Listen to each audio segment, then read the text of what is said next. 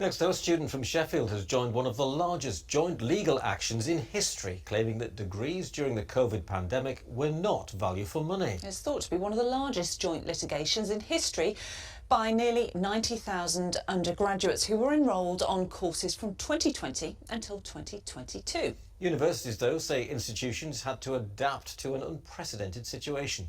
Nick Smith reports. Those attending university often cherish the experience for the rest of their lives.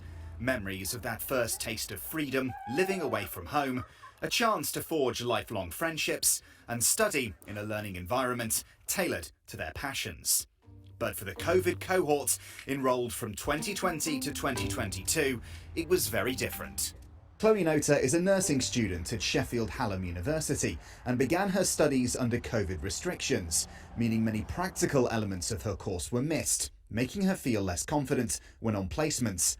I've still done all the exams, I've still got all the qualifications, but is the teaching as valued? Probably not, 'cause I mean, when we go on placement at the minute, it's sort of a bit like we've not had the right experience to go on placement. Obviously, I'm sort of nearly ready for qualifying now, and I still feel like I've not quite had the full experience. I feel like I've had some experience, don't get me wrong, but it's not probably what someone 5 years ago would have got.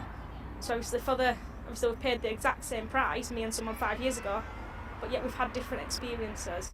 The university says a wide range of measures were introduced to ensure students were not academically disadvantaged. But Chloe is now part of a joint legal case involving tens of thousands trying to claim some of their tuition fees back. One of the solicitors fighting their case says it has a simple basis. These students did not get the experience advertised to them when they applied. People choose a university based upon its facilities and its tuition. So if they'd have wanted to be taught on an online course, there are plenty of distance learning courses out there. That's not what they paid for. But the universities seem to think they're exempt from contract and consumer law in this country. Universities UK is the body representing higher education institutions, and their president refutes the allegation that these degrees were not value for money. The universities were delivering learning and education and were providing support, albeit in a different format. So the costs for the university were still there. We were still paying staff, we were still creating the services and providing a service.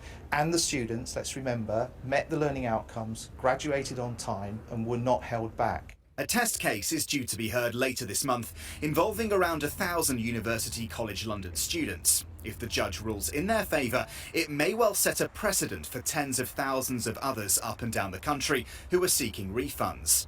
The pandemic may be over, but the long shadow of COVID-19 continues to cast itself over those who had their lives and their studies disrupted by it. Nick Smith, ITV News.